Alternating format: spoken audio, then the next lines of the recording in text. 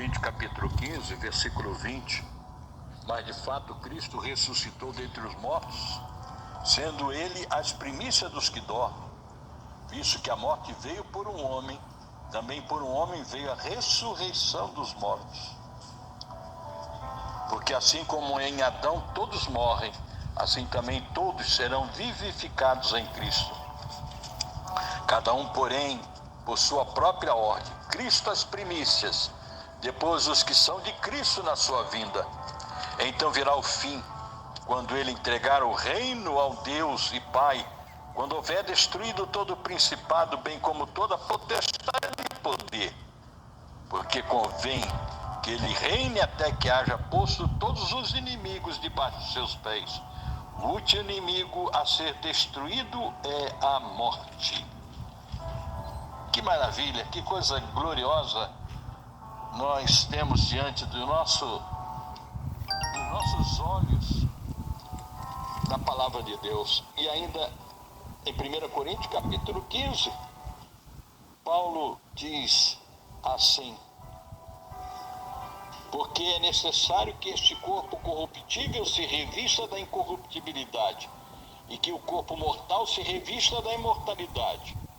Quando este corpo corruptível se revestir da incorruptibilidade, e o que é mortal se revestir da imortalidade, então se cumprirá a palavra que está escrita: tragada foi a morte pela vitória. Onde está, ó morte, a tua vitória? Onde está, ó morte, o teu aguilhão? O aguilhão da morte é o pecado, e a força do pecado é a lei. Graças a Deus, graças ao Criador, que nos dá a vitória por intermédio do nosso Senhor Jesus Cristo.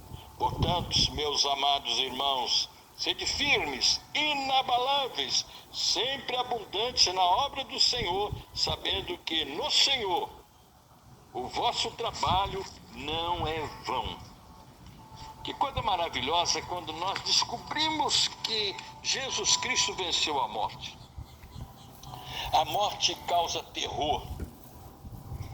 Onde chega, ela traz na bagagem muita dor e provoca abundantes lágrimas. A morte arranca de nossos braços pessoas que amamos e deixa em seu rastro marcas de profundo sofrimento. No entanto, a morte foi golpeada mortalmente. Ela morreu na morte de Cristo, pois ele a venceu ressuscitando dentre os mortos. Jesus tirou o aguilhão da morte. Agora ela não tem mais a última palavra. Jesus destruiu o poder da morte, e aqueles que creem nele não morrem eternamente. Assim, a morte para um cristão não é uma tragédia, pois é preciosa aos olhos de Deus. A morte não é o fim da vida, mas o começo da bem-aventurança eterna. Felizes são aqueles que morrem no Senhor, pois descansam de suas fadigas. A morte não é o caminho do purgatório, pois este não existe. Não é o portal da reencarnação, pois esta também não existe. A morte não abre a porta do sono da alma, pois a alma não dorme. Morrer para uma pessoa salva é deixar o corpo.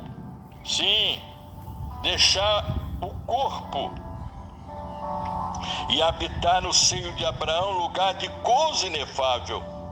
É partir para estar com Cristo, o que é incomparavelmente melhor.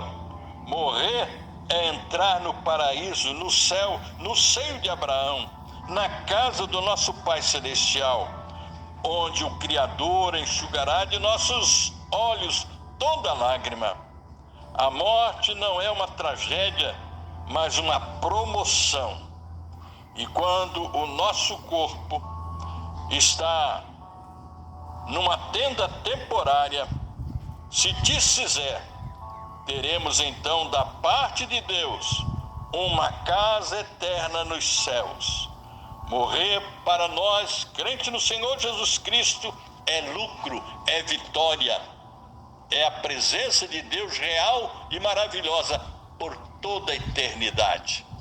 Pastor Jones Bidarte Lopes, de Pembroke, do coração de Deus para o seu coração.